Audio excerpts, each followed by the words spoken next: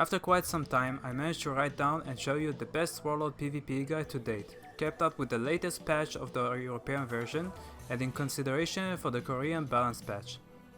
For C server, some of the stuff might not yet appear for you in the current patch, so you might need to wait until you get it.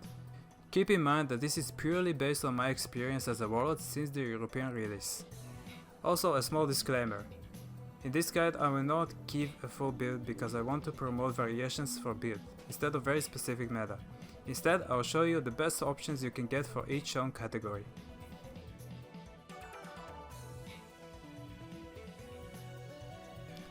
There are two skills that a Warlord must have, Spin Leap Strike and the DPS skill. Spin Leap Strike purple attribute is the most important skill a Warlord needs to have, as it provides some movement speed and an extremely high attack speed. With this, you're already starting with a 219% attack speed at base, only 31% away from the attack speed cap. Every time you use the skill, you get another stack of attack speed up to a maximum of 7. The first thing you need to master as a Warlord is to keep up the stacks at 7 all the time, in the middle of a fight. For DPS skills you have two options, Berserk Smash and Shield Toss. Berserk Smash purple attribute excels in hitting multiple enemies due to the splinter effect, but also harder to use since you cannot move while using Berserk Smash, and it requires to build rear strike on gear. Currently, and unfortunately, there are no ground strike random effects for equipment.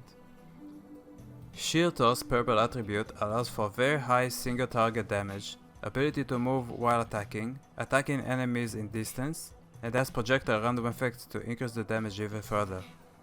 The main issue with this build is that everything in the way can block your shield, so pets that might surround enemies will get hit instead of the enemy.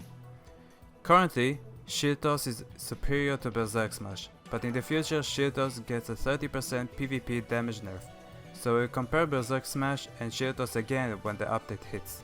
Also worth mentioning is Purple Shield Bash, which excels in high damage against highly defensive targets, thanks to the 3% HP damage and high base power on the last 3 hits. Even though it has Stiffen, it is not an easy to land skill. For shield blocking there are two options, Flame Shield and Shield Block. Flame Shield provides defense and CC immunity buff to you and up to 2 allies, 5 seconds for you, 3 seconds for your allies. In that time you will barely take any damage and free to do anything you want until the duration expires or you get blocked. After the duration is over, you will not have any shield block until the cooldown is over. On the other hand, regular shield block provides you with a shield block effect that is always available for you to use, unless you're blocked of course, and allows for a counter attack which has bullseye and block effect. From this type of shield block, your allies do not benefit unless you block near them, and you cannot use any skills while blocking. Also, even with a white attribute, the counter attack will not always hit. Timing is key. Gap closers with CC, meant to help you catch enemies further away from you. Warlord has been blessed with gap closers that also CC on hits. Strike purple attribute is the most important gap closing skill a Warlord has. It provides 2 jumps with a 60% cooldown reduction if you hit the inner circle. Each landing stuns for 1.5 seconds. Breakthrough is a low cooldown skill that charges to the enemy and stuns for 1 second. The purple attribute also provides a 30% physical defense reduction debuff and an even lower cooldown. Rush Strike provides a quick gap closing that also airbornes. Purple attribute changes the skill into an instant charge. Capture, one of my favorite skills, pulls all marked enemies towards you and stuns for 1 second.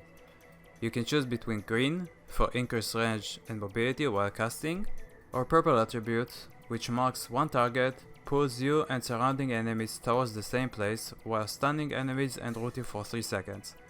The pull is transcendent, the stun is not.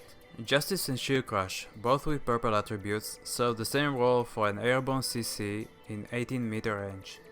Justice slightly faster with increased damage the lower the target's HP, and Shield Crush provides a 10% shield on cast.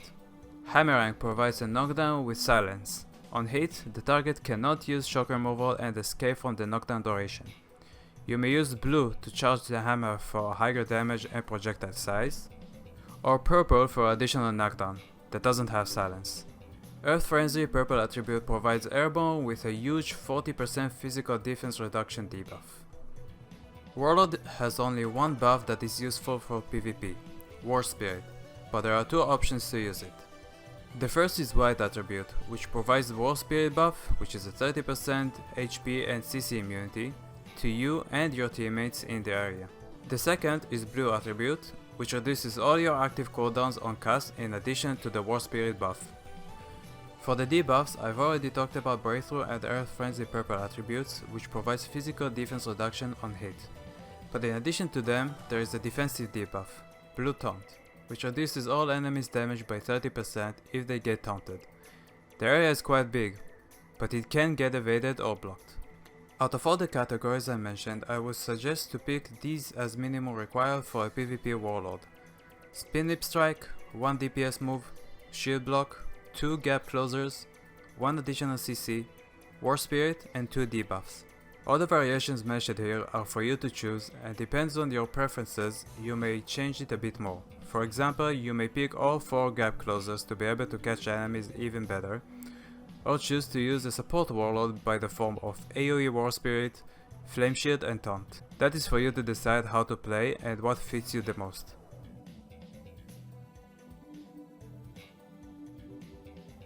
Considering how the new enhancement system is going to be, I would highly suggest new Warlords and probably any class to work on full PvP gear without considerations towards Breakthrough gear.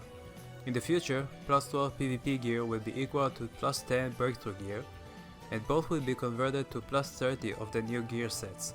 Since PvP gear is easier to get, easier to enhance and easier to gain perfect random effects on, thanks to the Brilliant effect which adds plus 1 to all current random effects, this is a good option to work with until the update releases.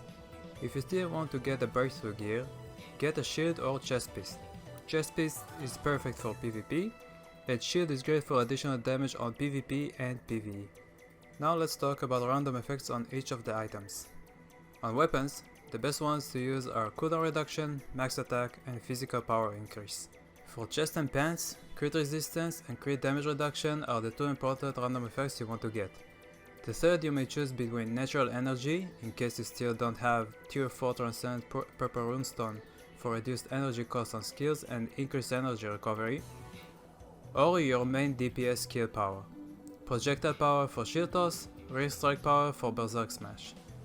For boots, the main random effect is natural stamina recovery.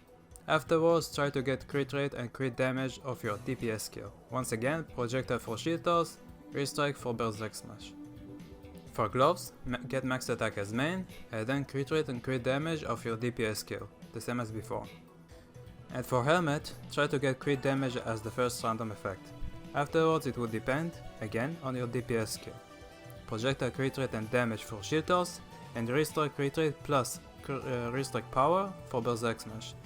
Berserk smash already has 40% additional crit damage from the base skill, so additional power may come in handy. Accessories, I would suggest to get 2 night rings and 2 twisted earrings for the highest possible versatility you can have. If you want, you may also pick up Berserk ring for more HP, or twisted ring to cap attack speed with a bit of crit rate for more random effects. For artifacts, you may choose between Glass of Life, Evading Pivot and Scales of Balance. The main random effect you want to aim for on them is crit resistance and physical pierce. The third random effect will depend on your preference. The first transcendent tier 4 runestone that you want to get is blue, for additional PvP defense. Afterwards you want to get tier 4 purple. You should not use any tier under it, because you take increased damage from players. After blue and purple you can get any color that you want except yellow, they're all good. Now let's talk about runes. First and foremost, aim to get 33 yellow for additional 9 rune attributes on each of the other colors. Afterwards, aim for 33 purple for additional shock removal. Warlord has 2 options for PvP runes, blue or orange. Blue is the tankiest form of Warlord, providing a very high defense from 48 blue and Thornveil on 88. On 48 you may use Immortal to survive a bit more before dying, or use Shadow Cloak for high defense against magical classes. Shield of Protection can also be used if you prefer an all-rounded defense effect. Orange provides utility in the form of higher CC lock chance and additional transcendent CC. What makes it possible is slow movement, which increases the cooldowns of CC'd enemies by 50%. This effect applies to shock removal and gives you a longer window to land more CCs and burn the shock removals. 88 orange options are all valid options, so you can choose any of them that you want. The most used one currently is Electric Reflection, for transcendent CC against enemies that hit you for 5 seconds. You can also use Wind Pressure for an instant knockdown.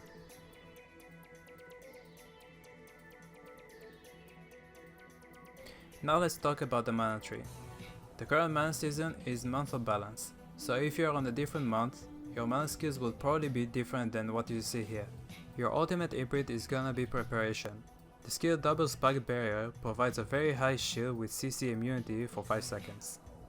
From key imprints, you want to have Meditation, so you can use your T skill, the Spike Barrier, way more often. You also want to pick up the crit damage of your main DPS skill. Mortal Strike if you're gonna use Projectile, and Flow Strike if you're gonna use Berserk Smash.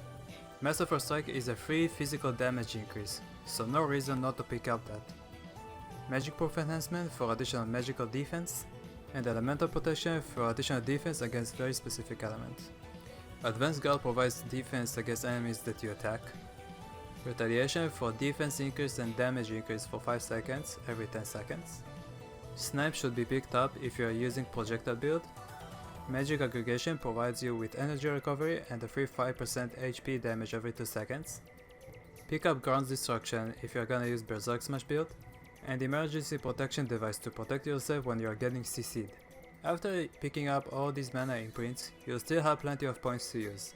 The rest are up to you and for you to decide.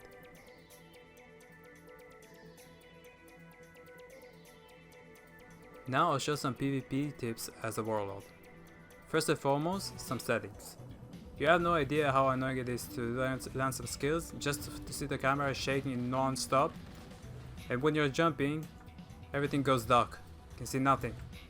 You need to go to Options, Game, reduce all these bars to 1, remove the check on screen shake when using skills, and check hide skill effects. Afterwards you'll be able to use skills without any camera shake, and jump while seeing something. The second tip is manage your spin dip duration. The first thing you need to master as a Warlord is keep your spin dip stacks always at 7. Without these stacks, you are useless as a Warlord and you will do pretty much nothing. The third tip is don't use your tab skill randomly. You need to use it when you or your allies are low, when you are in danger of getting CC locked, or under pressure. Your tab skill is one of the most important defensive party skills in the game, so better keep it for when you actually need it. The fourth tip is watch the target CC status. If you try to capture someone and he has CC immunity, you just wasted your capture and you need to wait for the next cooldown. Before you try to CC a target, look above their head to see if they have any CC immunity. For example, this case. When I'm using this buff, I cannot get CC'd, so if I get captured, I will not get any effect. The fifth tip is learn to spin nip cancel animation. You don't need to wait for the whole animation of spin nip to get the buff. You can either cancel it with shift block or with shift evade, and you still get the buff. And lastly, do not spam CCs recklessly. If you do that, you'll find yourself in a very short CC lock and no damage output. Warlords are able to CC lock almost endlessly, so if you fail that, you have done something wrong and need to manage your CC rotation once more. Keep watching your enemy CC duration and land the next CC when the previous CC is about to end. That's it for the Warlord PVP guide. I hope you learned something new from it, and I hope I managed to improve your skills as a Warlord. If you still have any questions, feel free to ask in the comments below. Look forward for my next guide, which will be dedicated completely to PvE Warlord guide. Please like and subscribe to support my channel. See you next time.